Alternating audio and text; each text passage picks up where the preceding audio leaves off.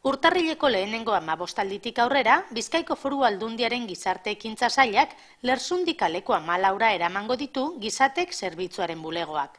Han, informazioa eta laguntza emateko gune berri bat instalatuko da, hainbat izapide egiteko. Horrela bada, mendetasun edo desgaitasunen bat duten eta laguntza teknikoak behar dituzten pertsonei laguntza emateko gunearen zerbitzua hobetu egingo da.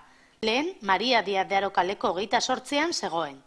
Bulego berrietan espazio handiagoa dago produktuak erakusteko eta horrez gainera dokumentuen sarrerak eta irteerak erregistratu ahal izango dira, prestazio ekonomikoen ziurtagiriak eman ahal izango dira eta saileko zerbitzu guztien jakinarazpenak egin ahal izango dira. Izan ere, Aldundiak izapideak eta eskaerak errazago egiten lagundu nahi du, beste zerbitzu batzuk behar dituzten pertsonak beste bulego batzuetara joan beharrez izateko. Gune honetan intereseko datuak eta informazio telefonoak ere emango dira. Esaterako, oraintsu jarri den doako telefonoa. 900 220 002.